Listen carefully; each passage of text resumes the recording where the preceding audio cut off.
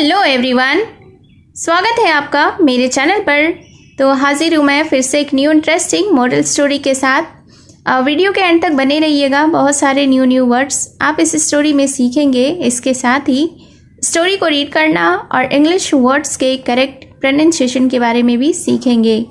तो story start करने से पहले अगर आप इस चैनल पर न्यू हैं, मेरी वीडियो को पहली बार देख रहे हैं, तो मेरे चैनल को सब्सक्राइब ज़रूर करें और जो बेल का आइकन दिख रहा है उसे भी प्रेस कर दें ताकि मैं जब भी वीडियो अपलोड करूं तो इसका नोटिफिकेशन आप तक पहुंच जाए। और अगर आप मुझे फेसबुक पर सुन रहे हैं तो फॉलो करना ना भूलें। तो चलिए स्टार्ट करते हैं आज का यह इंटरेस्टिंग मोरल स्टोरी। आज के स्टोरी का टाइटल है the merchant and his foolish donkey.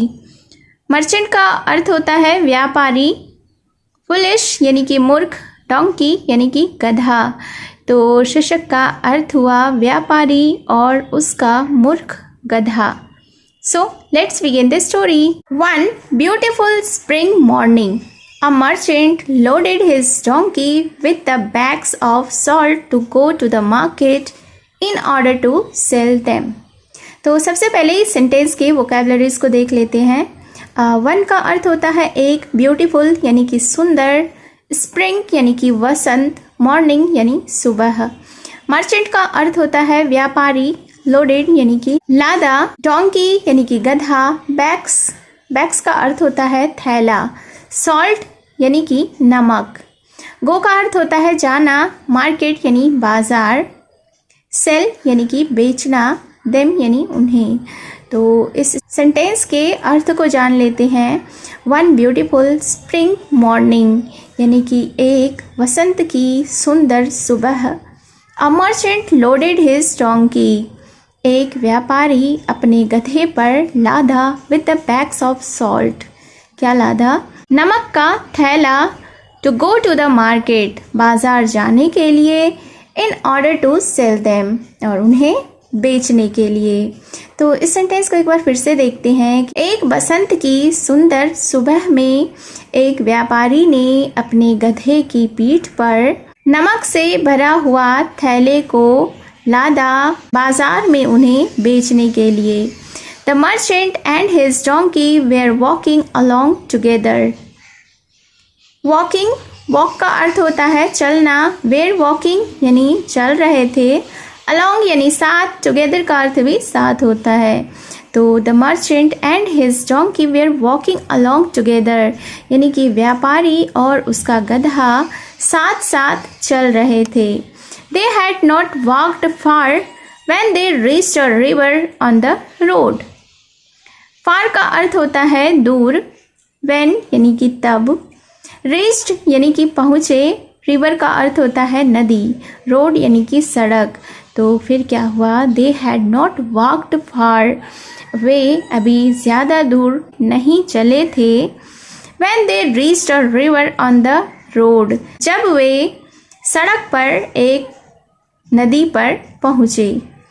Unfortunately the donkey slipped and fell into the river and noticed that the bags of salt loaded on his back became lighter.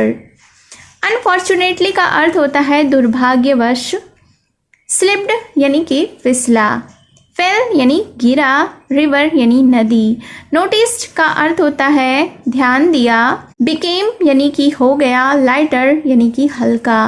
तो फिर क्या हुआ, unfortunately यानी दुर्भाग्यवश, the donkey slipped, गधा फिसला, and fell into the river और नदी में गिर पड़ा, एंड नोटिस्ड दैट और उसने यह देखा कि the bags of salt loaded on his back became lighter, नमक का वह थैला जो कि उसकी पीठ पर लादा हुआ था वह हल्का हो गया। There was nothing the merchant could do except return home where he loaded his donkey with more bags of salt. There was nothing यानी कुछ नहीं। तो there was nothing the merchant could do, व्यापारी कुछ भी नहीं कर सकता था, एक्सेप्ट रिटर्न होम, घर वापस आने के सिवा। एक्सेप्ट का अर्थ होता है सिवा बजाय, रिटर्न यानी वापस आना, होम यानी कि घर। तो व्यापारी कुछ भी नहीं कर सकता था घर वापस होने के सिवा। Where he loaded his donkey with more bags of salt, जहाँ की उसने अपने गधे पर और भी ज़्यादा नमक के थैले को लादा। As they reached the slippery river bank, now deliberately the donkey fell into the river and wasted all the bags of salt on its back again. As they reached the slippery river bank, slippery का अर्थ होता है फिसलने योग्य या फिसलने वाला, river bank यानी नदी का किनारा। डेलिब्रेटली का अर्थ होता है जानबूझकर, फेल यानी कि गिरा, वेस्टेड यानी बर्बाद किया, बैक का अर्थ होता है वापस आना, अगेन यानी फिर से। तो फिर क्या हुआ, as they reach the slippery river bank, जब वे फिसलने वाले नदी के किनारे पहुँचे, नाउ डेलिब्रेटली यानी अब जानबूझकर, the donkey fell into the river, गधा नदी में गिर गया, and wasted all the bags of salt, और नमक के सारे थैले बर्बाद हो गए, ऑन इट्स बैक अगेन, जो कि उसकी पीठ पर लादे हुए थे। The merchant quickly discovered the donkey's trick, quickly यानी जल्दी से, डिस्कवर्ड यानी पता लगाया, ट्रिक का अर्थ होता है चाल।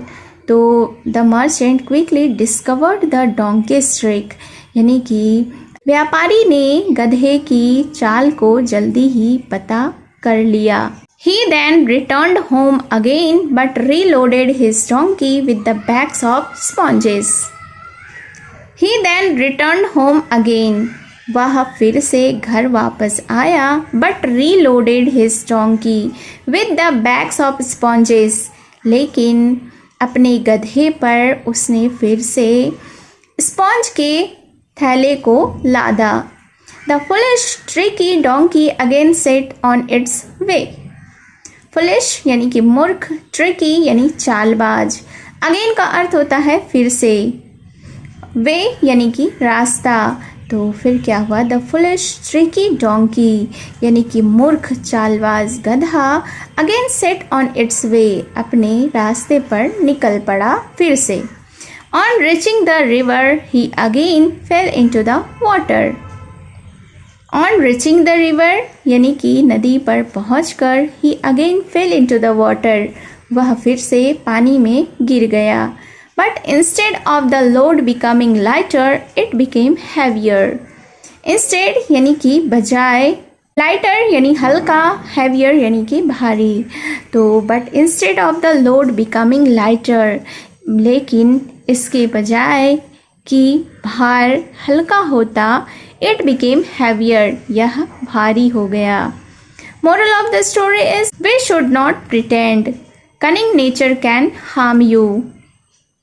Pretend का अर्थ होता है नाटक करना, cunning यानी कि धूर्त या चालाक, nature यानी स्वभाव, हार्म का अर्थ होता है नुकसान पहुंचाना।